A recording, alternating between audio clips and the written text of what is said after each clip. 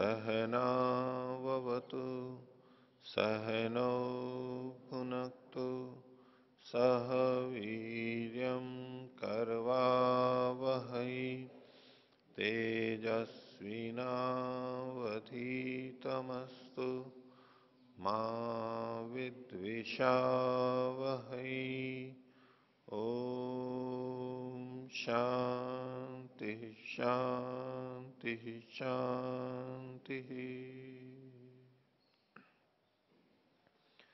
योग दर्शन की 113वीं कक्षा। योग दर्शन के चतुर्थ पाद कैवल्य पाद के पीछे 11वें सूत्र तक हमने देखा था।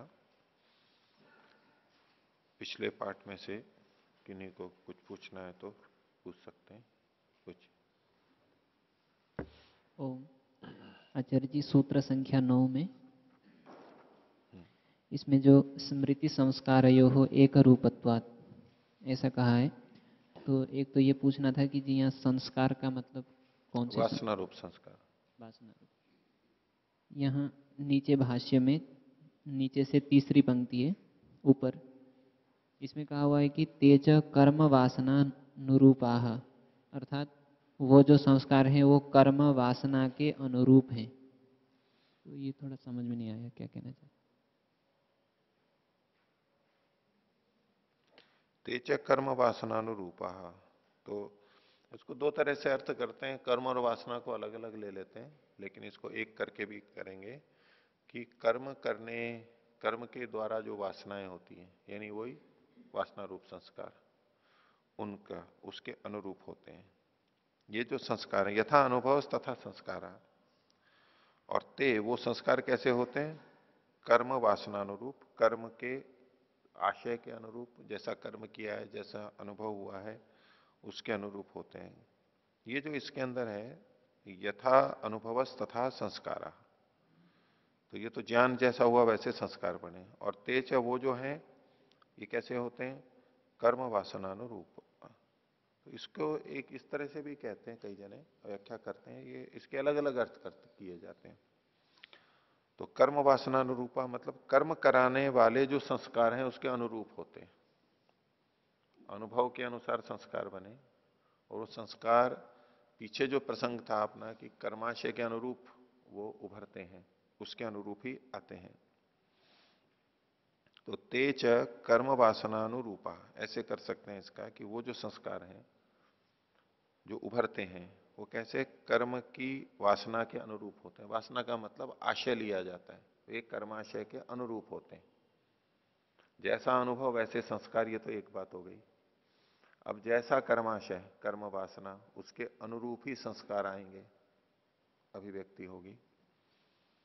और यथाचक वासना मतलब कर्म वासना तथा स्मृति रीति, और जैसी कर्म की वासना होगी वैसी ही हम, जैसा कर्माशय होगा वैसी ही हमारी स्मृति उठेगी, यानी वो संस्कार आएंगे और संस्कार स्मृति के रूप में हमारे यहाँ प्रकट होंगे। वैसी ही स्मृतियां हमारे को आने लग जाएंगी उसी तरह की। और कुछ 9वें सूत्र के भाष्य में जो दूसरी पंक्ति है उसमें स्व व्यंजकांजन बताया है, तो हाँ, ये जो व्यंजक होगा वो क्या मानेंगे यहाँ पे हम? अपने उद्बोधक, व्यंजक मतलब होता है उद्बोधक, अंजन मतलब कारण, अपने उद्बोधक कारण से जो अभिव्यक्त होता है। स्व्यंजकांजन अभिव्यक्त, अपने उद्बोधक कारण से प्रकट। वो कौन होगा जी? वृषदंश विपाकोदय, धर्म और अधर्म के विपाक का जो उदय होता है वो अपने कारणों से, उद्बोधक कारण से अभिव्यक्त होता है, अपने आप ही नहीं आ जाता है, अपने उद्बोधक कारणों से अभिव्यक्त होता है। अर्थात जैसे हम ये देख रहे थे कि कर्माशय के अनुरूप वासनाएं आती हैं, संस्कार उभरेंगे, वो संस्कार उभरते हैं, उभरते हैं तब वो कर्माशय फल दे पाता है। तो वो संस्कारों के द्वारा, उन संस्कारों के द्वारा एक तरह से कर्माशय फल देने में समर्थ हो पाता है, उसमें कारण बनती है। सती मूले तद विपाक, मूल होता है, वासनाएं होती हैं तो उसका फिर विपाक होता है, उस रूप में वो सहयोगी बनती है वहां पर। जी, इसी प्रसंग में जो सती मूल्य तद्विपाको जाति आयुर्भोग वाले भाष्य में वहाँ पर मरण से अभिव्यक्त होना भी बताया था कि किससे? कर्माशय मरण, मरण जो है, मृत्यु जो है, वो परमात्मा की व्यवस्था से। हाँ, अभिव्यक्त मतलब तो वो एक सारा इकट्ठा हो गया है बस। हाँ, और फिर अगले के लिए अभिव्यक्त हुआ है। हाँ, तो ठीक क्या है, उसकी भी यहाँ पर संगति लगा सकते हैं इस तरह से? भले ही लगा लो उसको, कोई बात नहीं है। वहां अपने कारण से उससे, वो तो मृत्यु के समय होगा, अगला जन्म देने के लिए जो प्रारब्ध बन रहा है संचित में से, उसके लिए वो ईश्वर की व्यवस्था से है। और कोई? भले। सूत्र संख्या 11, हम्म, इसके व्यास भाष्य में ऊपर से छठी पंक्ति जो फल के बारे में लिखा है, फलम तु यम आश्रित्य यस्य प्रत्युत्पन्नता धर्मादेह न ही अपूर्वोपजनः, ये थोड़ा एक बार स्पष्ट कर दो। फल किसे कहते हैं? यम आश्रित्य, जिसका आश्रय करके, यस्य धर्मादेह प्रत्युत्पन्नता, जिस धर्मादि की उपस्थिति होती है, जिस लक्ष्य को देख के हमारा ये लक्ष्य है और उसको ध्यान में रख करके जो धर्मादि की उपस्थित होते हैं, यानी तो हम उसमें अच्छा कर्म करते हैं, बुरा कर्म करते हैं, पाप पुण्य, किसी लक्ष्य को देख के फिर जो कर्म करते हैं, तो लक्ष्य पहले है वहां पर, फल पहले है और हम कुछ कर्म कर रहे हैं। ठीक है, अब इसमें धर्मादि निमित्त के कारण से हमें वो फल प्राप्त हो रहा है। धर्मादि उसका निमित्त बन रहा है फल का। तो उसमें ये किसी के मन में आ सकता है कि धर्मादि के द्वारा फल को उत्पन्न किया जा रहा है। कहते हैं ना, हम सामान्य कह सकते हैं भाई हमने कर्म किए हैं तो उसका फल आ रहा है, ये फल दे रहा है। ये फल को किसने दिया? कर्म ने दिया, यानी कर्म ने फल को उत्पन्न किया। जो फल हम लक्ष्य के रूप में देखते हैं उसको उसने, कर्म ने, धर्म ने उत्पन्न किया, ऐसा हमारा भाव रहता है प्राय करके। उसके स्पष्टीकरण के लिए आगे कह रहे हैं, न तो अपूर्वोपजन, ये जो फल है ये अपूर्व रूप से उपजन यानी उत्पत्ति नहीं हुई है उसकी, कि कुछ था ही नहीं और इस धर्माधर्म ने उसको उत्पन्न कर दिया। वो पहले से विद्यमान था फल, धर्म के द्वारा वो हमें मिल गया है। मान लीजिए हमने धन दिया और हमारे को भोजन मिल गया होटल के ऊपर, भोजनालय में उतना धन दिया और हमारे को वो वस्तु मिल गई, तो धन के द्वारा मिली, धन उसका निमित्त बन रहा है। तो इसका यह मतलब नहीं है कि धन ने उन वस्तुओं को उत्पन्न कर दिया। न तो अपूर्वोपजन, अपूर्व की उत्पत्ति नहीं हुई है। ठीक है, रुपए देंगे वस्तुएं आ जाएंगी, मिल जाएंगी, ऐसा लगेगा जैसे कि धन से हम हर चीज उत्पन्न कर सकते हैं, ले सकते हैं इत्यादि, लेकिन वो वस्तुएं तो पहले से विद्यमान है। तो धर्माधर्म के द्वारा जो हमें फल प्राप्त होते हैं उनको धर्म स्वयं उत्पन्न नहीं करता है, वो उत्पन्न हुई चीजें बस हमें उपलब्ध हो जाती हैं। न तो अपूर्वोपजना, इस बात को अगले सूत्र के अंदर भी भाष्य में खोला गया है। बोलिए। वो आचार्य जी, मनुष्य से जो अन्य योनियां हैं, इतर योनियां, उनमें जो वासना रूप संस्कार बनते हैं, तो वही संस्कार क्या जब दोबारा योनि में, उस योनि में अगर आत्मा आएगा मनुष्य को छोड़ के दूसरी योनियों में, तो वो संस्कार उसमें काम करेंगे, ऐसा कहना चाह रहे क्या 9वें सूत्र से? वो संस्कार, अन्य शरीरों में उत्पन्न संस्कार क्या वापस उन्हीं शरीरों में जब जाते हैं वहां उपयोगी होंगे? ऐसा नहीं कह रहे। वहां भी उपयोगी होंगे तो होंगे, लेकिन वो तो कहीं भी उपयोगी होंगे, उपयोगी या निरुपयोगी, हानिकारक, दोनों तरह से ले सकते हैं। वो तो संस्कार पड़ा हुआ है और संस्कार तो हमारे साथ साथ में चल ही रहा है, चित्त के साथ साथ, सूक्ष्म शरीर के साथ साथ, तो चलता ही रहेगा। उसका उपयोग जहां जहां जैसा कर्माशय होगा उसके अनुरूप वहां वहां हो सकता है। अन्य शरीरों में भी हो सकता है उनका उपयोग। तो ये आवश्यक नहीं कि वापस उसी शरीर में जाएंगे तब वो उपयोगी होगा, ये कोई बंधन नहीं है उसके साथ में, कहीं भी उपयोगी हो सकता है। ठीक है, आगे चलते हैं। तो योग दर्शन के चतुर्थ पाद, कैवल्य पाद का 12वां सूत्र, उसकी भूमिका से प्रारंभ करते हैं। तो पीछे जो वासनाओं का इन्होंने कहा, एशाम अभावे तद अभाव, हेतु फलाश्रयालंबन संगृहीतत्वात् एशाम अभावे तद अभाव है। इनके अभाव होने पर, हेतु फलाश्रय आलंबन का अभाव होने पर वासनाओं का अभाव हो जाता है, वो समाप्त हो जाती है। तो ये जो अभाव शब्द बात आई, पहले भाव था और फिर उसका अभाव हो गया। और हेतु फलाश्रय से आलंबन से ये संग्रहित होती हैं, उत्पन्न होती हैं, तो पहले इनका अभाव था और फिर भाव हो गया। प्रवाह से अनादि हैं वासनाएं, उत्पन्न होती हैं, नष्ट होती हैं, और ये उत्पन्न होना नष्ट होना चलता रहता है। कभी कुछ उत्पन्न हो रही है, कभी कोई नष्ट हो रही है, ये इस तरह से इनका प्रवाह लगातार चलता है। कुछ ना कुछ संस्कार वासनाएं चलते रहते हैं, ये प्रवाह है उनका। तो अभाव से भाव की उत्पत्ति हुई। जब पहले पहले वासनाएं बनी, संस्कार बने, नहीं थे और बन गए, तो संस्कारों का अभाव था और संस्कारों का भाव हो गया, एक बात। दूसरा, जब संस्कार हैं अभी, यानी संस्कारों का भाव है, सत्ता है, विद्यमानता है, और साधना आदि से वो समाप्त हो जाएंगे, तो उनका अभाव हो गया।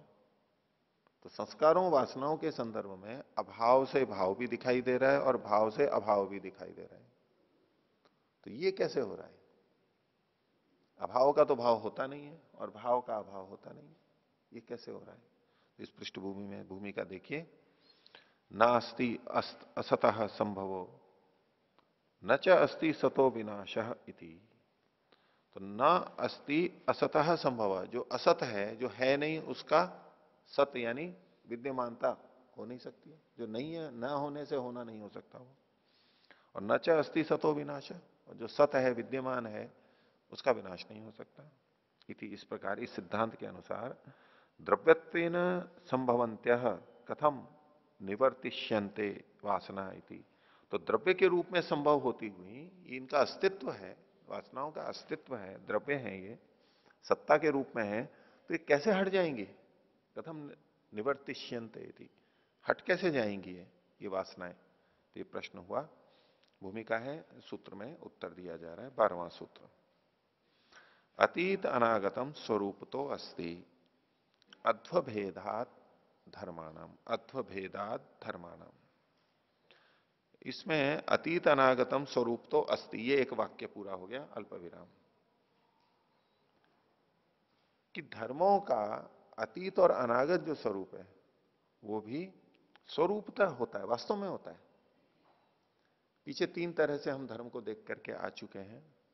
लक्षण परिणाम में धर्म परिणाम की स्थिति है, तो अनागत, वर्तमान और अतीत। अनागत, वर्तमान और अतीत। तो उसमें से जो वर्तमान है उनका तो अस्तित्व है, वो तो स्वीकार हो ही जाता है। लेकिन अनागत और अतीत हैं या नहीं है, उसका उत्तर दिया जा रहा है। अतीत अनागतम, यानी अतीत धर्म, जो धर्म अभी अतीत परिणाम में लक्षण में चला गया है, और अनागत है, वो स्वरूप तो अस्ति, स्वरूपतः वास्तव में वो हैं, उनका भी अस्तित्व है, स्वरूप तो अस्ति। क्यों? बोले अध्व भेदात धर्माणाम, धर्मों के अध्व का भेद होने से। धर्म तो है वो, उसके अध्व का भेद हो गया। अध्व मतलब लक्षण परिणाम में भिन्नता आ गई। वो वर्तमान अध्वा को छोड़ करके अतीत अध्वा में चला गया है, अनागत अध्वा को छोड़ करके वो वर्तमान अध्वा में आ गया है, उस स्थिति में आ गया है। तो अध्वभेदात धर्माणाम, धर्मों का अध्वभेद हुआ है, लेकिन धर्म तो वहां पर विद्यमान है, समाप्त नहीं हुए। जिस चीज को यह कहा जा रहा है कि वासना है और अब वो समाप्त हो गई, तो उसके अध्व का भेद हुआ है। ये समाप्त हुई मतलब ऐसा अभाव नहीं हो गया, शून्य नहीं हो गई है वो। जो वासना अभी आई नहीं है, जो संस्कार अभी आया नहीं है, वो अभी अनागत अध्व में है, और फिर आ जाएगा। तो जिसको हम नाश कह रहे हैं, या अतीत अनागत का अभाव कह रहे हैं, अभाव से भाव हुआ और भाव से अभाव हुआ, वो भाव अभाव कुछ नहीं है, वो अनागत धर्म को छोड़ करके वर्तमान में आ गया है, और वर्तमान को छोड़ करके अतीत में चला गया है। बस यही है। इसलिए भाव का अभाव नहीं होता है। संस्कार ऐसे समाप्त नहीं हो जाते कि कुछ भी नहीं है वहां पर, बिल्कुल शून्य हो गए, ऐसा नहीं होता है। तो अतीत अनागतम स्वरूप तो अस्ति। क्यों? हेतु दिया अध्वभेदात धर्माणाम। भाष्य देखिए। अतीत और अनागत क्या होते हैं उसको खोल दिया इन्होंने। भविष्यत व्यक्तिकम अनागतम अल्प विराम। अनागत किसे कहते हैं? जो भविष्यत व्यक्तिक है, जिसकी अभिव्यक्ति भविष्य में होने वाली है। व्यक्ति का मतलब प्रकटीकरण जिसका होने वाला है भविष्य में, जिसका भविष्य में प्रकटीकरण होने वाला है उसको अनागत कहते हैं। आगे अनुभूत व्यक्तिकम अतीतम, और जिसकी अभिव्यक्ति अनुभूत हो चुकी है, ज्ञात हो चुकी है, अब नहीं है, ज्ञात हुई थी, अनुभूत व्यक्तिकम, इसको हम अनागत कह देते हैं। अल्प विराम स्वव्यापारोपारूढ़ वर्तमानम, और जो अपने व्यापार पर आरूढ़ है, अभी उसके व्यापार चल रहे हैं, विद्यमान है, उसको वर्तमान कहते हैं। ये तीन हो गए जो पहले हमने समझा था परिणाम के संदर्भ में, वही बात यहां लिखी है, दो भिन्न शब्द हैं लेकिन।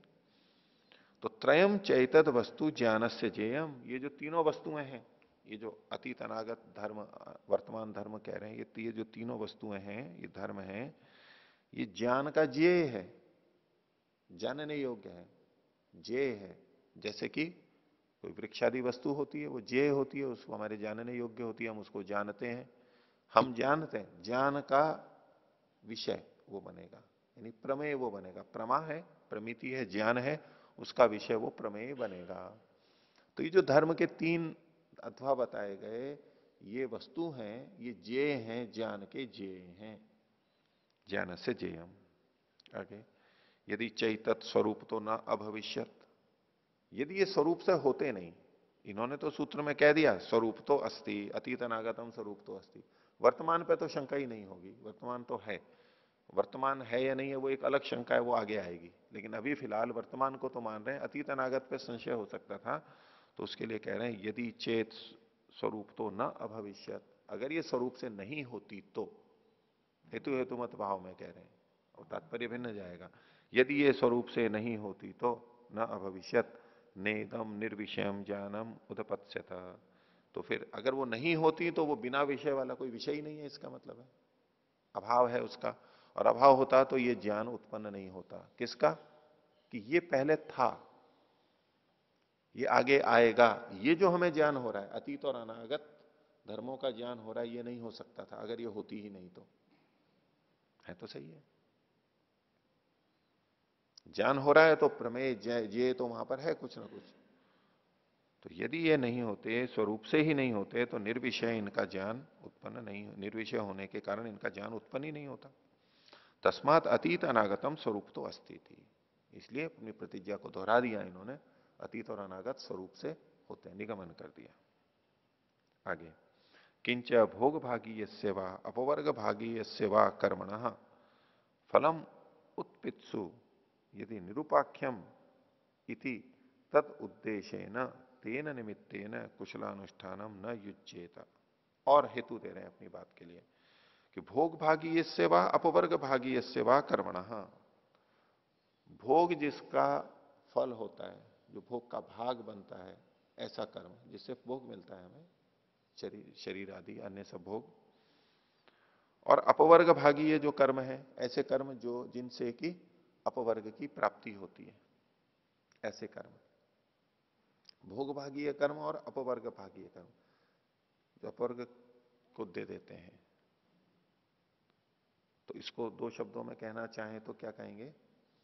भोग भागीय कर्म वो हैं जो सकाम कर्म है, और अपवर्ग भागीय कर्म कौन से हैं?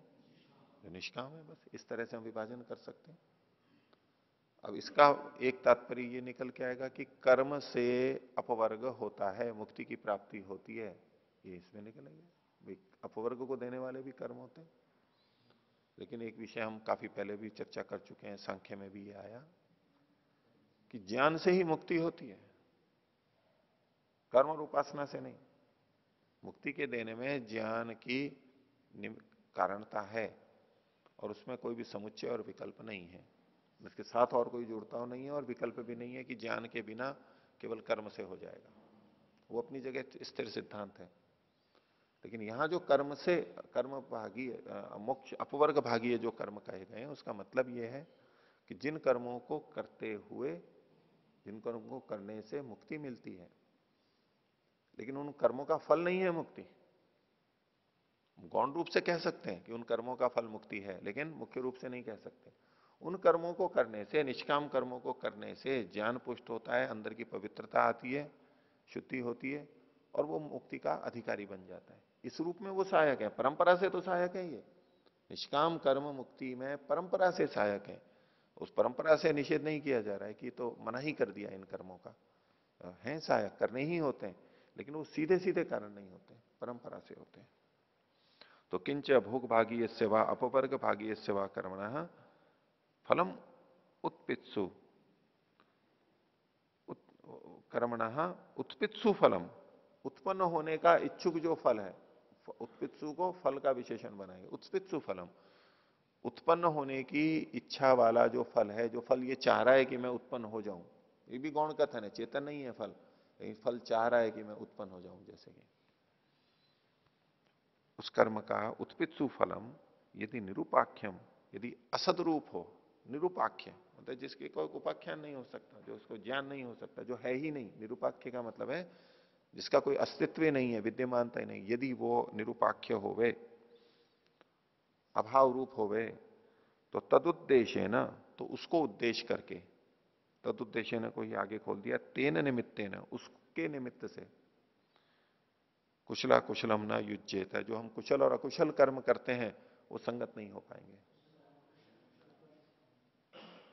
कुशलानुष्ठानम, हाँ ठीक है, तेन निमित्तेन कुशलानुष्ठानम न युज्येत, जो कुशल कर्मों का हम अनुष्ठान करते हैं, कुशल मतलब निष्काम कर्मों का जो हम अनुष्ठान करते हैं, या तो धर्म उचित कर्मों को भी ले सकते हैं हम इसमें, अच्छे कर्मों को भी, सकाम शुभ कर्म है, वो भी एक दृष्टि से मुक्ति में सहायक होते हैं, तो उनको तो वो फिर संगत नहीं हो पाएंगे। यदि जिस मुक्ति को पाना चाहते हैं उसका अस्तित्व ही नहीं हो, तो उसके लिए जो हम कुशल कर्मों का अनुष्ठान करते हैं, योगाभ्यास करते हैं, उसकी कोई संगति नहीं लगी। कर क्यों रहे हैं जब है ही नहीं? तो मिट्टी से तेल निकालना है, बालू रेत से, तेल हमारा लक्ष्य है, बोले तेल कुछ होता ही नहीं है, या तो बालू रेत से तेल ही नहीं निकलता है, तो उसको पिरोने से क्या फायदा है? मिट्टी से तेल निकालने के समान है। तो अगर वो लक्ष्य है ही नहीं, वो प्राप्त ही नहीं होता है, और हम कहें कि इससे मैं ये करूंगा, तो व्यर्थ है, बनता ही नहीं है। तो इसका मतलब ये कहना चाहते हैं कि जब हम ये अनुष्ठान करते हैं, ये सब कर रहे हैं, शास्त्र भी कह रहे हैं, इसका मतलब है फल तो है उसका, निरुपाख्य नहीं है, अभावात्मक नहीं है, वो सत्तात्मक है फल, और वो है, इसीलिए हमारा ये सारा कर्म सार्थक कहलाएगा, क्योंकि इसको करने से हमें उसकी प्राप्ति होती है। आगे सतस्य फलस्य, इससे इन्होंने कहा कि ये फल होता है वास्तव में, ये फल केवल कल्पना से नहीं है, उसका अस्तित्व है। आगे सतस्य फलस्य निमित्तम वर्तमानीकरणे समर्थम न अपूर्वोपजनने, और फलस्य सतः, फल के होते हुए, यानी फल तो पहले से विद्यमान है, निमित्त क्या करता है? निमित्तम वर्तमानीकरणे समर्थम, निमित्त उस फल को वर्तमान में लाने में समर्थ हो जाता है, हमारे लिए उपलब्ध करा देता है, हमारे सामने आ जाता है, वर्तमानीकरण हो जाता है तो सही वो वर्तमानीकरण में समर्थ हो जाता है। न अपूर्वोपजनने, वो बिल्कुल नई चीज कोई उत्पन्न कर देता है ऐसा नहीं है, पीछे वाला जो बात थी, न तो अपूर्वोपजन, उसी बात को यहां कह रहे हैं, अगली पंक्ति में भी कहेंगे। वो कोई नई चीज उत्पन्न नहीं कर देता है, बस उसको वर्तमानीकरण करने में हमारी सहायता कर देता है।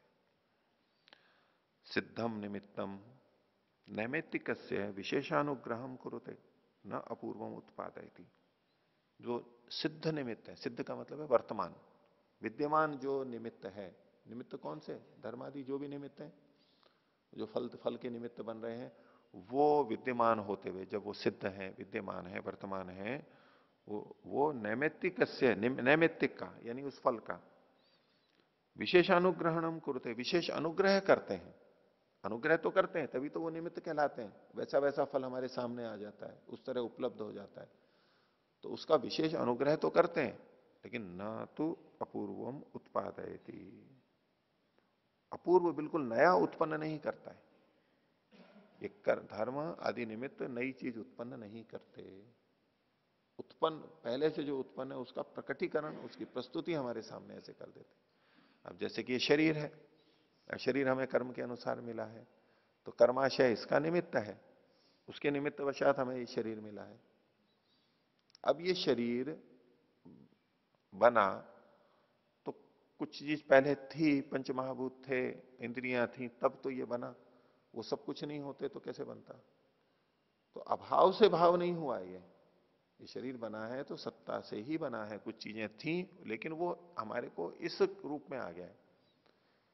पंच महाभूतों का शरीर धर्म, जैसे मिट्टी का घट धर्म वर्तमान दशा में है, अनागत में है, अतीत में जाता है, ऐसे जो ये शरीर धर्म है, ये महाभूतों का शरीर धर्म वर्तमान दशा में लाने में वो निमित्त बना है। शून्य से, अभाव से किसी भाव की उत्पत्ति नहीं हुई है। इसलिए वो सत और असत वाला जो दोष दिखाया जा रहा है वो यहां नहीं घटेगा। सिद्धम निमित्तम नैमित्तिक से विशेषानुग्रहणम कुरुते न अपूर्वम उत्पादयति। आगे, धर्मी च अनेक धर्म स्वभाव तस्य च अत्वभेदेन धर्मा प्रत्यवस्थिता। धर्मी च अनेक धर्म स्वभाव, धर्मी कैसा होता है? अनेक धर्मों के स्वभाव वाला होता है। अनेक धर्म उसमें रहते हैं, लेकिन अनेक धर्म रहते हुए भी तस्य च अत्वभेदेन धर्म प्रत्यवस्थिता, उसके जो धर्म व्यवस्थित रहते हैं अच्छी तरह से, वो अध्व के भेद से रहते हैं। कभी कोई धर्म वर्तमान में रहता है, कभी कोई अनागत में रहता है, कभी कोई अतीत में जाता है। क्रम से तो अव्यवस्थित रहते हैं, लेकिन रहते सब धर्म उसी के अंदर है। अद्वभेदेन धर्मा प्रत्यवस्थिता न च यथा वर्तमानम व्यक्ति विशेषापन्नम द्रव्यतो अस्ति एवं अतीत अनागतम च न च यथा वर्तमानम व्यक्ति विशेषापन्नम द्रव्यतो अस्ति। ये जो वर्तमान धर्म है ये व्यक्ति प्रकटीकरण, व्यक्ति विशेष के रूप में स्थित द्रव्यतः यानी सत्ता रूप में है, ऐसे अतीत और अनागत नहीं होते। वर्तमान क्या करता है? वर्तमान में अभिव्यक्ति विशेष से युक्त होता है। वो व्यक्ति विशेषापन्न मतलब अभिव्यक्ति की विशेष अभिव्यक्ति से वो युक्त रहता है, एक विशेष प्रकार की अभिव्यक्ति होती है। और द्रव्य तो अस्ति, वास्तव में उसका अस्तित्व होता है। नैवम अतीत अनागतम च, अतीत और अनागत ऐसे प्रकट नहीं होते हैं, अभिव्यक्त उस समय नहीं होते। किम तरही, फिर कैसे होते हैं वो? तो कहा स्वे नैव व्यंग्येन स्वरूपेण अनागतम अस्ति। पहले अनागत के बारे में बता रहे हैं कि अपने उसी व्यंग्य रूप के द्वारा वो अनागत अवस्था में रहता है। व्यंग्य का मतलब जो अभी प्रकट होने वाला है, जिसका प्रकटीकरण आगे होने वाला है। एक तो होता है व्यक्त जो प्रकट हो चुका है, व्यंग्य मतलब जो प्रकट होने वाला है, प्रकट होने योग्य है, अभी हुआ नहीं है, तो अपने व्यंग्य रूप में रहता है। दूसरा कह रहे हैं स्वेन च अनुभूत व्यक्ति के न स्वरूपेण अतीतम अस्ति। अतीत भी स्वेन अनुभूत व्यक्ति के न, अपने उस रूप में कि जिसका अनुभव किया जा चुका है, जिसका प्रकटीकरण हो चुका था, हो चुका है, अब नहीं है, इस रूप में वो अतीत भी विद्यमान है वहां पर, अतीत रूप में। वर्तमान से वह अध्वन स्वरूप व्यक्ति दिति अल्प विराम। वर्तमान मार्ग की ही, वर्तमान लक्षण की ही स्वरूप में अभिव्यक्ति होती है, बाकी किसी की अपने रूप में अभिव्यक्ति साक्षात नहीं होती। न सा भवती अतीत अनागत अध्वनो, अतीत अनागत अध्व वाले इनकी वो नहीं होती है, यानी स्वरूप से अभिव्यक्ति नहीं होती है। वो एक व्यंग्य रूप में रहेगा और एक अनुभूत व्यक्ति रूप में रहेगा।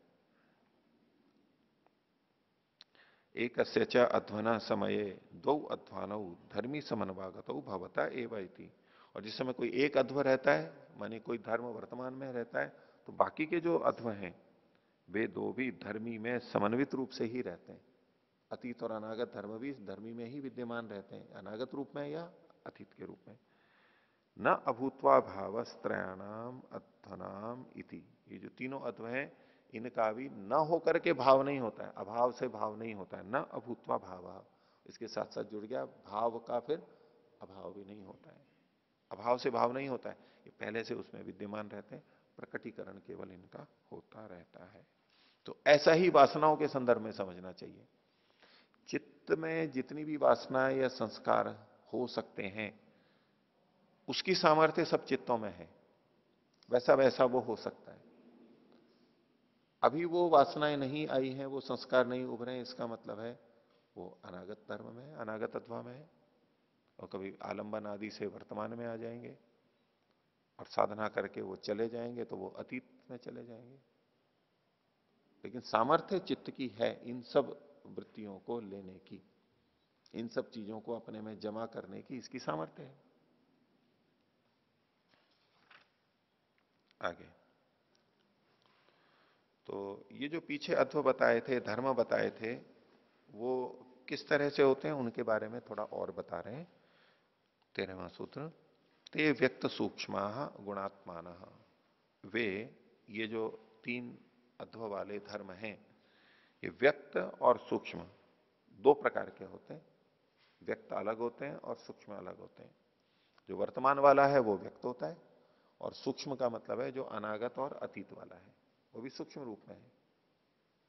वर्तमान धर्म, जो धर्म वर्तमान में है वो व्यक्त है, अभिव्यक्त है, प्रकट है, और जो अतीत और अनागत वाला है वो भी सूक्ष्म रूप में है, अभिव्यक्त नहीं है। तो ते व्यक्त सूक्ष्म, ये व्यक्त और सूक्ष्म अवस्था वाले ये जितने भी धर्म हैं, ये गुणात्मान, ये गुण स्वरूप वाले होते हैं, यानी त्रिगुणात्मक होते हैं, सत्वर स्तंभ वाले ही होते हैं, ये किसी भी अवस्था में हो। भाष्य, ते खलवमी त्रयध्वानो धर्मा, तीन अध्वा वाले जो ये धर्म है, ते का मतलब खोला, व्यक्त सूक्ष्म, वर्तमान व्यक्तात्मान, व्यक्त का मतलब है प्रकट वाले, जो वर्तमान है वो व्यक्तात्मा वाले, अपने स्वरूप को प्रकट किए हुए हैं। और अतीत अनागत सूक्ष्मात्मान, अतीत और अनागत सूक्ष्म स्वरूप वाले हैं। षड अविशेष रूपा, और ये कैसे हैं? 6 अविशेष रूप। पीछे जो आया था विशेषा विशेष, लिंग मात्र, अलिंगानी, विशेषा विशेष, लिंग मात्र, लिंगानी, गुण परमाणी, गुण के जो पर्व हैं उसमें जो अविशेष शब्द आया था, उस अविशेष शब्द से हम किनका ग्रहण करते हैं? 5 तन्मात्राओं का और अहंकार का। ठीक है, विशेष के अंदर 5 महाभूत और 11 इंद्रियां, तो 6 अविशेष जो हैं उनको यहां पर लिया। सूक्ष्मात्मा न षड अविशेषा, सर्वम इदम गुणानाम सन्निवेश विशेष मात्रम इति परमार्थ तो गुणात्मान। ये गुणों का, ये जो सब सर्व, ये जो सारे धर्म हैं, सर्वम इदम, जितने भी ये धर्म हैं, ये गुणों के सन्निवेश, ये गुणों का सन्निवेश विशेष मात्र है। ये सन्निवेश मतलब है निकट आना, आपस में रहना, युक्त होना। ये गुणों का सन्निवेश विशेष, विशेष प्रकार से वो पास पास में आए हुए हैं। सर्वमिदम गुणानाम सन्निवेश विशेष मात्रम इति परमार्थ तो गुणात्माना, इसलिए परमार्थतः, तत्वतः, अंतिम रूप से ये गुण स्वरूप ही है, गुणात्मा वाले हैं, गुण ही इनके अंदर चलता रहता है, सत्वर स्तंभ इसके अंदर विद्यमान है। पुष्टि के लिए वाक्य कह रहे हैं, तथा च शास्त्रानुशासनम, शास्त्र में इस विषय में कुछ बात कही गई है। जो श्लोक है, गुणानाम परमम रूपम न दृष्टिपथम गच्छति, यत्तु दृष्टिपथम प्राप्तम तन्माएव सुतुच्छकम। गुणानाम, गुणों का, गुणों का यानी सत्वर स्तंभ का, परमम रूपम, इनका जो सबसे सूक्ष्म रूप है, अंतिम रूप है, समय अवस्था है, न दृष्टिपथम गच्छति, दृष्टिपथ को यानी हमारे देखने में नहीं आता है, आंखों के सामने नहीं आता है, दिखाई नहीं देता है, हमारे को ज्ञात नहीं होता है नेत्रों से। और यत्तु दृष्टिपथम प्राप्तम, इन गुणों का जो स्वरूप, जो रूप हमारे को दिखाई दे जाता है, ज्ञात होता है, तन माएव सुतुच्छकम, वो इस माया के समान, माया मतलब तो जादू, माया भी होते हैं जादू, माया जादू को बोलते हैं, इंद्रजाल, तो माया के समान सुतुच्छकम, तुच्छ का मतलब है क्षणिक होता है। जैसे इंद्रजाल या जादू होता है वो कितनी सी देर के लिए, थोड़ी सी देर के लिए, उस समय दिखा दिया कि जैसे देखो कागज को फाड़ा और ये रुपए आ गए, और ये चीज आ गई, ये चीज आ गई, वो कितनी देर के लिए, थोड़ी देर के लिए बस, वो कुछ ज्यादा देर नहीं रहती है, क्षणिक है, माया के समान तुच्छ कम, काल की दृष्टि से बहुत छोटी देर रहता है।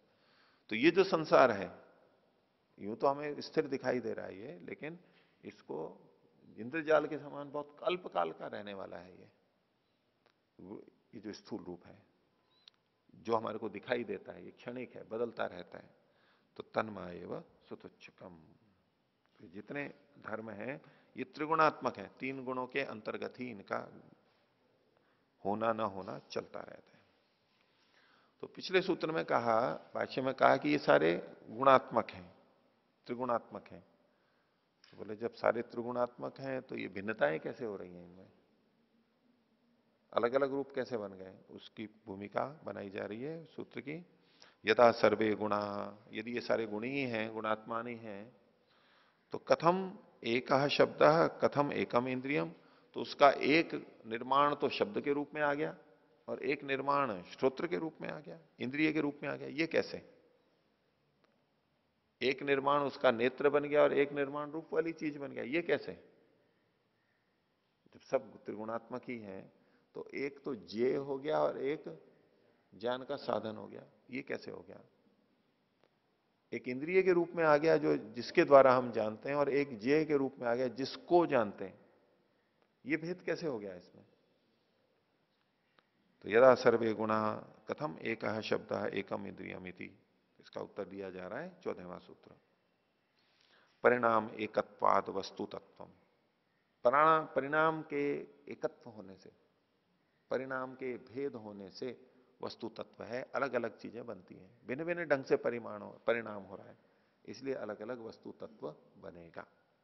भाष्य देखिए, प्रख्या क्रिया स्थिति शीला नाम गुणा नाम, प्रख्या प्रकाश, क्रिया कर्म, स्थिति स्थिरता, इन स्वभाव वाले जो गुण हैं, प्रख्या क्रिया स्थिति शीला नाम गुणा नाम, ये विशेषण पहले आ ही चुके हैं लगभग ऐसे ही शब्दों में।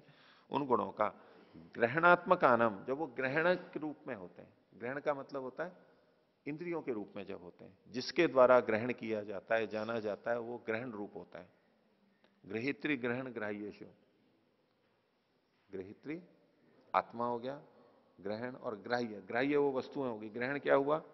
बीच वाली इंद्रियां आदि, बुद्धि आदि, जिससे जाना जाता है वो ग्रहण हुआ। तो इन गुणों का ग्रहणात्मका नाम करण भावेन एक परिणाम, जो ग्रहण के रूप में, उनका करण के रूप में एक परिणाम होता है, साधन के रूप में वो बन जाते हैं। कैसे? श्रोत्रम इंद्रियम, जैसे कि श्रोत्र इंद्रिय बन गई, ये एक हुआ। इन्हीं गुणों का प्रख्या क्रिया स्थिति शीला नाम गुणा नाम, उन्हीं का ही होगा। पहले था ग्रहणात्मका नाम, अब कहा ग्राह्यात्मका नाम, शब्द तन्मात्र भावे न एक परिणाम शब्दों विषय इति, उनका ग्राह्य के रूप में भी एक परिणाम होता है, जैसे कि शब्द तन्मात्रा के रूप में, तो शब्द वो विषय बन जाता है।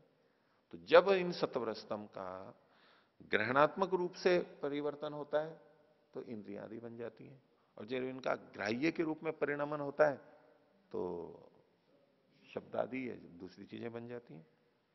आगे, शब्दादि नाम मूर्ति समान जातिया नाम एक परिणाम पृथ्वी परमाणु तन्मात्रावयव अल्प विराम, ये जो शब्दादि हैं इनका मूर्ति समान जातिया नाम, इनकी कठोरता आदि जो इनमें विशेष प्रकार के अपने अपने जो धर्म होते हैं उन समान रूप से होते हैं, उनका एक परिणाम है, एक परिणाम होता है।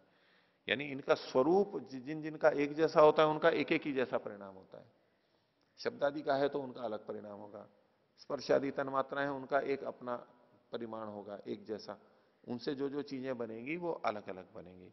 तो शब्दादि नाम मूर्ति समान जातिया नाम एक परिणाम, वो क्या है? पृथ्वी परमाणु, तन्मात्रावयव, पृथ्वी परमाणु, पृथ्वी का जो भूत का परमाणु है उसको यहां पर कहा, ये एक परिणाम हुआ, वो पृथ्वी परमाणु के रूप में आया, और उसका विशेषण बताया तन्मात्रावयव, तन्मात्राएं हैं अवयव जिसके ऐसा ये परमाणु होता है, क्योंकि जिन घटकों से मिलकर बना है वो तन्मात्राएं हैं, तो तन्मात्राएं जिसके अवयव हैं ऐसा ये पृथ्वी का परमाणु होता है। आगे, तेषाम चई का परिणाम, और उस पृथ्वी का भी फिर एक परिणाम होता है, किस रूप में? बोले पृथ्वी गौ वृक्ष पर्वता इति, पृथ्वी, या पृथ्वी का मतलब अब यहां पर वो पृथ्वी है जिसपे हम रहते हैं, पीछे जो पृथ्वी था वो पृथ्वी परमाणु था, वो पृथ्वी के परमाणु की बात चल रही थी, अब ये उस पृथ्वी की बात चल रही है जिसपे हम रहते हैं। तो पृथ्वी भूत अलग चीज है और ये जो पृथ्वी है ये अलग वस्तु है, यद्यपि इसमें पृथ्वी महाभूत है प्रधानता से, लेकिन पृथ्वी महाभूत अलग होता है और पृथ्वी जो कह रहे हैं ये अलग होता है। ऐसे ही जल के परमाणु है वो अलग होते हैं, और ये जो जल दिखाई दे रहा है ये अलग है, ये उससे बना हुआ निर्मित चीज है, स्थूल है उससे। तो तेषाम चैका परिणाम, इन पृथ्वी परमाणुओं का एक परिणाम होगा क्या, उसके लिए उदाहरण दिया, जैसे कि ये पृथ्वी, ये जो गोल जिसपे हम रह रहे हैं, गौ गाय, वृक्ष ये पेड़, पर्वत इति पर्वत आदि, ये सारी चीजें उससे बन रही हैं। ये भी एक प्रकार का परिणाम है ग्राह्य के रूप में। अब उसमें भी तरतम भेद से ये भिन्नताएं आती रहती हैं। आगे, इत्येवम आदिर भूतांतरेशोपि स्नेह औष्ण्य प्रणामित्व अवकाश दानानि उपादाय सामान्यम एक विकारारंभ समाधेय। तो इसी प्रकार से भूतांतरेशु भी, अन्य भूतों के संदर्भ में भी समझ लेना चाहिए। उनके गुण क्या है? स्नेह, स्नेह मतलब तो ये जल के लिए कहा गया है, औष्ण्य ये अग्नि के लिए कहा है, प्रणामित्व यानी बहानापन, बहना, दूसरे को बहाना ले जाना, उड़ा लेना, ये वायु का हो गया। और अवकाश दाना, नहीं अवकाश को देना, दूसरी चीज आ रही है उसको अवकाश देना, ये किसका लक्षण है? आकाश का। अवकाश दानानी उपादाय, इनको लेकर के सामान्यम एक विकारारंभ समाधेय, इनका सामान्य एक विकारारंभ, नहीं एक जलादि जो विकार होंगे इसके परिणाम, उसका वो समाधेय है, समाधान कर लेना चाहिए। वो भी इसी रीति से बनते हैं, क्रमशः एक से दूसरे बनते जाते हैं। तो सत्वर स्तंभ से ही ये सब चीजें बनी हैं, लेकिन फिर भी भेद क्यों हो गया है? तो एक तो करण रूप में बन गए, एक कार्य के रूप में यानी जय के रूप में बन गए, ग्राह्य के रूप में बन गए। और उन ग्राह्यों में भी जो भिन्न भिन्न बने हैं वहां भी तरतम भेद रहेगा, और उनसे भी जो जो चीजें बनेगी उनमें भी भिन्नताएं आती चली जाएंगी। तो यहां ये वस्तु तत्व को स्वीकार करते हैं। परिणाम एकत्वात् वस्तु तत्व, वस्तु है, एक वस्तु है, वो उससे जैसी जैसी बनी है उससे वो वस्तु बनेगी। अब यहां थोड़ी सी चर्चा ये क्षणिकवादियों की कर रहे हैं, यानी जो वस्तु को नहीं मानते हैं उन लोगों की, नाम जो भी हो। क्षणिकवाद शब्द यहां पर नहीं लिखा है। नास्ति अर्थो विज्ञान विसहचर, ये इनकी प्रतिज्ञा है कि नास्ति अर्थ, वो वस्तु है ही नहीं। कौन सी वस्तु? कोई वस्तु जो कि विज्ञान के विसहचर हो, जिसके साथ में विज्ञान या ज्ञान ना हो, ऐसी कोई वस्तु नहीं है जिसके साथ ज्ञान नहीं हो। अर्थात ये अन्वय व्यतिरेक से इसको अपनी बात को सिद्ध करना चाहते हैं। हम जब भी कोई चीज को जानते हैं तो तब तो वहां वस्तु मान लेंगे। जब हम किसी वस्तु को जान ही नहीं रहे हैं तो वस्तु है ये क्या पता है अभी हमारे को? अगर हम किसी वस्तु को जान नहीं रहे हैं किसी भी तरह से, प्रत्यक्ष या अनुमान से, तो ये कैसे कह सकते हैं कि यहां पर है ये? तो जब जब भी कोई वस्तु होती है, जब जब हमें ये निश्चय होता है कि वस्तु है, तो वो ज्ञान के साथ साथ ही होता है, विज्ञान के साथ साथ ही होता है। तो नास्ति अर्थो विज्ञान भी सहचर, दूसरे ढंग से इसको कहेंगे कि वस्तु जो है वो विज्ञान के अतिरिक्त नहीं है। दो तरह से अर्थ कर रहा हूं। एक तो ये कि कोई भी वस्तु है वो ज्ञान से रहित नहीं है, जब जब ज्ञान होगा तभी तभी उसका अस्तित्व पता लगेगा। वस्तु है लेकिन उसका ज्ञान नहीं हो रहा है, ऐसा कभी भी नहीं होगा। जब जब हमें वस्तु के अस्तित्व का पता लगता है तो वहां भी कुछ ना कुछ ज्ञान हो ही रहा होगा। दूसरा, पता लगता है तभी तो मान रहे हैं, उस पूर्व पक्षी रख रहा है बात को, नहीं तो अभाव ही है उसका हमारे लिए। एक है कि विज्ञान से रहित कोई भी वस्तु नहीं है, एक है विज्ञान के अतिरिक्त वस्तु नहीं है, एक है कि विज्ञान के बिना कोई वस्तु नहीं है। दो तरह से अर्थ करते हैं। आगे, अस्ति तु ज्ञानम अर्थ भी सहचरम अल्प विराम, लेकिन ज्ञान तो ऐसा हमें मिल जाता है जो अर्थ से विसहचर हो, अर्थ से रहित हो। क्योंकि हमारे को बहुत सी चीजों का ज्ञान जिस समय हो है, हम स्मृति के रूप में ज्ञान को धारण कर रहे हैं अभी, लेकिन वस्तु भले ही नहीं है। कोई व्यक्ति चला गया है, मर गया है, लेकिन हम स्मृति में उसको, हमारा ज्ञान तो है, उसका ज्ञान तो है लेकिन वस्तु नहीं है। हमारी गायक हो गई, वस्तु तो नहीं है लेकिन हमारे उसका ज्ञान हो रहा है। तो ज्ञान तो कभी ऐसा नहीं मिलेगा, नहीं, ज्ञान तो ऐसा मिल जाएगा जिसमें वस्तु नहीं है, लेकिन वस्तु ऐसी कभी नहीं मिलेगी जिसका कि ज्ञान नहीं हो। वस्तु कभी भी ऐसी नहीं मिलेगी कि जो जिसका ज्ञान नहीं हो। बताइए कोई वस्तु का नाम जो ज्ञान से रहित हो, कि हमें ये वस्तु तो लग रही है लेकिन ज्ञान नहीं। अब ये घड़ी है, ज्ञान हो रहा है तो है ना, ये तो साथ में है ना। वस्तु मात्र कोई ऐसी वस्तु मात्र बताओ जहां ज्ञान नहीं हो रहा उसका। उसका ज्ञान नहीं हो रहा है। उस जगह पे वस्तु तो हम कहेंगे कि हाँ ये वस्तु तो है, लेकिन कहेंगे कि ज्ञान नहीं है यहां पर। जब जब आप वस्तु को बताएंगे, संकेत करेंगे, वहां वहां उसका ज्ञान होगा। आप यहां बैठे हैं, आपको कोई कहे कि देखो ये बैठे हैं यहां पर, तो ज्ञान के सही थे ना, देखो ज्ञान हो रहा है ना, है वो वहां पर। लेकिन ज्ञान को तो हम ऐसा बता सकते हैं जबकि वस्तु नहीं है। आज कोई व्यक्ति मान लो नहीं आया और हम स्मरण करते हैं कि वो नहीं आया, तो ज्ञान तो हो रहा है लेकिन वस्तु यहां पर नहीं है। तो ज्ञान तो बिना वस्तु के मिल सकता है अकेला, उस समय वस्तु नहीं है लेकिन ज्ञान है उसका। लेकिन वस्तु कोई भी ऐसी नहीं मिलेगी कि उस समय ज्ञान नहीं हो रहा हो।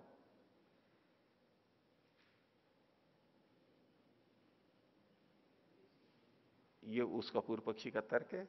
विजय है आगे, स्वप्नादौ कल्पितम इति अनया दिशा। स्वप्नादौ कल्पितम इति अनया दिशा, जैसे कि स्वप्न आदि में कल्पित होता है, कुछ भी मान लेते हैं ऐसा। स्वप्नादौ कल्पितम इति अनया दिशा, इस शैली से, इस रीति से ये वस्तु स्वरूपम अपनुवते, जो वस्तु के स्वरूप का ही खंडन कर देते हैं। कि जैसे स्वप्न में हमें दिखाई दे रहा है, स्वप्न में हमें दिखाई दे रहा है लेकिन वास्तव में वस्तु होती नहीं है, तो ऐसे ही ये जो सब है, ये हमें जो दिखाई दे रहा है, ज्ञान दिखाई दे रहा है, ये बस ज्ञान ही ज्ञान है, वस्तु नहीं है यहां पर। वो जब वो कह रहा था कि वो तो अभी पूर्व पक्षी जो बोल रहा था, वो सिद्धांति की बात को, कि जैसा लोग कहते हैं उसको आधार बना करके वचन कर रहा था कि कोई भी वस्तु ऐसी नहीं है जहां पर कि ज्ञान ना हो। लेकिन ज्ञान तो ऐसा मिल जाता है कि वस्तु नहीं है। इससे निष्कर्ष क्या निकाला कि वस्तु होती ही नहीं है, ज्ञान ही होता है बस। वास्तव में ज्ञान ही होता है। यदि वस्तु भी होती तो वस्तु अकेले भी मिलती बिना ज्ञान के। तर्क तो उनका यही है, अगर वस्तु है तो वस्तु बिना ज्ञान के भी मिलके दिखाई देनी चाहिए। हम कह रहे हैं कि वस्तु है और ज्ञान है, तो वास्तव में तो ज्ञान ही है, वस्तु तो है ही नहीं वहां पर, ऐसा इनका कहना है। तो इस प्रकार से जो वस्तु मात्र का ही खंडन करते हैं, वस्तु रूपम अपहुवते, ज्ञान परिकल्पना मात्रम वस्तु। वस्तु क्या है? ज्ञान की परिकल्पना मात्र है। हमने सोच लिया कि ऐसा है, हमारे को जैसा ज्ञान हुआ उसके अनुसार हमने कुछ सोच लिया और वो वस्तु कह रहे हैं, वास्तव में वस्तु नहीं है, ऐसा जो कहते हैं। ज्ञान परिकल्पना मात्रम वस्तु स्वप्न विषयोपमम, और जो स्वप्न के विषयों की उपमा वाले, स्वप्न के विषय जैसे होते हैं वैसे ही ये भी है। न परमार्थ तो अस्ति इति या आहु, जो वास्तव में परमार्थतः तत्वतः वस्तु नहीं है, गौण रूप से व्यवहार हम कर लेते हैं वस्तु का, वास्तव में नहीं है, ऐसा जो कहते हैं ते वे लोग। तथा इति मतलब तेन प्रकारेण, ऐसा कहते हुए भी, इस रीति से भी, प्रत्युपस्थितम इदम स्वमाहात्म्येन वस्तु कथम अप्रमाणात्मकेन विकल्प ज्ञान बलेन वस्तु स्वरूपम उत्सृज्य तदेव अपलपंता श्रद्धे वचनास्यु। कहते हैं ते कथम श्रद्धे वचनास्यु, वो श्रद्धा के पात्र कैसे बन सकते हैं जो ऐसी बात बोलते हैं, यानी उन पे हम विश्वास कैसे कर सकते हैं। श्रद्धा मतलब विश्वास के रूप में, हम कैसे उन पे उसको, उनकी बात को मान सकते हैं। कौन से? तथा इति, इस प्रकार से कहते हुए, स्वमाहात्म्य न, अपने महात्म्य से, अपनी स्थिति से, प्रत्युपस्थितम इदम वस्तु, ये जो वस्तुएं अपने आप उपस्थित हुई हैं अपने महात्म्य से, ज्ञान के महात्म्य से वो वस्तु नहीं हुई है वहां पर, वो अपने आप में, जैसे कि हम स्वयंभू बोलते हैं, जो अपने आप में वहां पर हैं, हमारे ज्ञान के महात्म्य से नहीं है। तो अपनी महत्ता से जो वस्तु वहां पर उपस्थित है, वो कथम अप्रमाण के न विकल्प ज्ञान बले ना, वो वस्तु स्वरूप को ही जो छोड़ रहे हैं, किस आधार पे? वैसे तो वो वस्तु अपने महात्म्य से है, लेकिन ये छोड़ किस तरह से रहे हैं?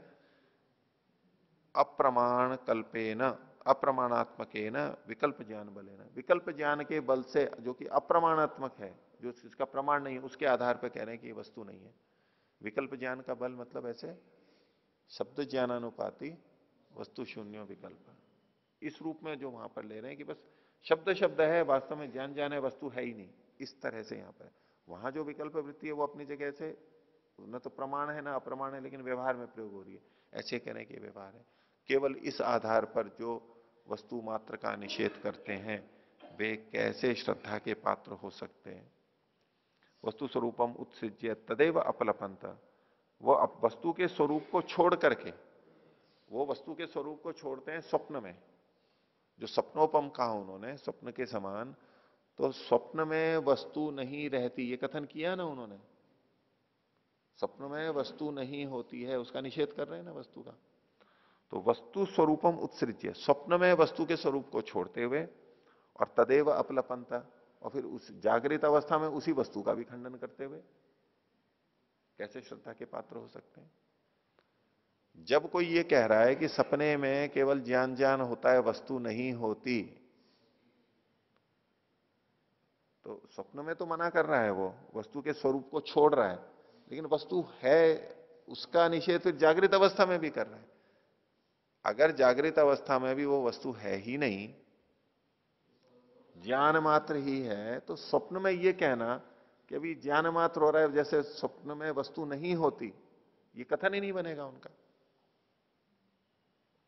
भाई जो वस्तु मान ही नहीं रहे हैं, है ही नहीं, तो ऐसे कैसे कहेगा कि स्वप्न में केवल वो ज्ञान ज्ञान हो रहा है, वास्तव में वस्तु नहीं है। मतलब कहीं ना कहीं वास्तव में वस्तु है। उस जब वो स्वप्न का उदाहरण दे रहा है, तो वहां भी परोक्ष रूप से वो स्वीकार कर रहा है कि वस्तु तो होती है, लेकिन यहां नहीं दिखाई दे रही है। तो एक तरफ से तो वहां वस्तु को मान लिया, और फिर जब जागृत अवस्था में आए, बोले ऐसे ही जागृत अवस्था के अंदर है, ये वस्तु होती ही नहीं है।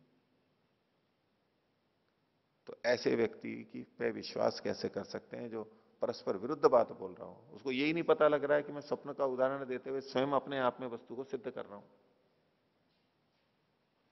जो भ्रांति के लिए कथन किया जाता है अद्वैत की स्थिति में भी, वहां भी बिल्कुल ये की यही बात लगेगी।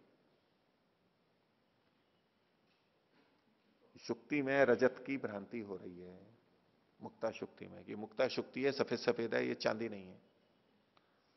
तो चांदी का निषेध कर रहे हो और फिर कह रहे हो कि चांदी है ही नहीं, सब भ्रांति है। जगत का भी भ्रांति हो रही है और जगत है ही नहीं, जागृत अवस्था में है नहीं, और स्वप्न में तो कह रहे हो उसका निषेध हो रहा है, स्वप्न की तुलना करें।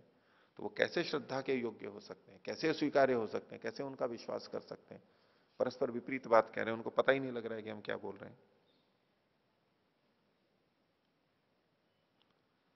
तो अलग अलग वस्तुएं हम देखते हैं, वो वास्तव में अलग अलग होती हैं, या केवल हम जानते हैं उसके आधार पर ही वो वस्तुएं होती हैं। तो आगे सूत्र में कहा कुतश्चैतत न्याय, कुतश्चैतत न्याय्यम, ये जो चीज है आप कह रहे हो कि ये वस्तुएं होती हैं, ज्ञान मात्र ज्ञान ही नहीं है, उचित कैसे है। जैसा हम जानते हैं वैसी वो वस्तु होती है, ऐसा ही हमें दिखाई देती है, वैसी ही वस्तु प्रतीत होती है। तो उसके लिए इन्होंने 15वां सूत्र बनाया, वस्तु साम्ये चित्त भेदात तयोर विभक्ता पंथा। वस्तु के साम्य होने पर भी, वस्तु के समान होने पर भी,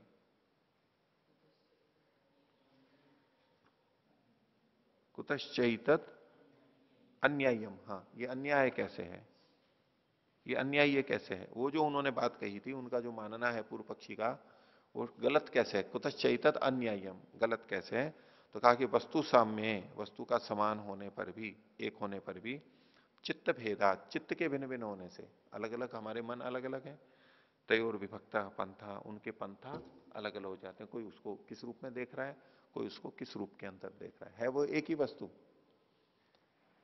वस्तु एक ही है। यदि वस्तु वास्तव में नहीं होती और हमारे ज्ञान ज्ञान के रूप में जैसा ज्ञान है बस वैसी ही वस्तु है, तो अलग अलग व्यक्तियों का जो अलग अलग ज्ञान है, वो एक ही वस्तु को देख रहे हैं और अलग अलग ज्ञान उनको हो रहा है, तो हम क्या कहेंगे, वस्तु एक है या अनेक है। अगर हमारे ज्ञान के अनुरूप ही वस्तु हो तो एक वस्तु को अलग अलग व्यक्ति अलग अलग जान रहे हैं, तो वो वस्तु एक ही है या अलग अलग उतनी है जितने व्यक्ति जान रहे हैं। क्योंकि ज्ञान के अनुसार है अगर वस्तु तो अलग अलग होनी चाहिए उतनी ही। और एक अभी जान रहा है और अब वो नहीं जान रहा है, तो इसका मतलब है वो वस्तु समाप्त होनी चाहिए ना। वो जान रहा है तब तक थी, ज्ञान के अनुसार वस्तु है, और जाना नहीं रहा है तो वस्तु भी समाप्त होनी, फिर औरों को भी नहीं दिखनी चाहिए, लेकिन दूसरों को दिखाई देती है वो अन्यों की दृष्टि से। तो वस्तु साम्य चित्त भेदात तयोर विभक्ता पंथा, वस्तु का समान एक होने पर भी चित्त के भेद से उस वस्तु के को हम अलग अलग ढंग से जानते हैं, अलग अलग नाम से कह देते हैं, लेकिन वस्तु तो एक माननी ही पड़ेगी। हमारे चित्त के भेद से हमारे ज्ञान में भेद हो सकता है, ठीक है, लेकिन वस्तु तो एक माननी ही पड़ेगी। तो इसका जो भाष्य है उसको हम आगे अगली कक्षा में देखेंगे। प्रणव ध्वनि।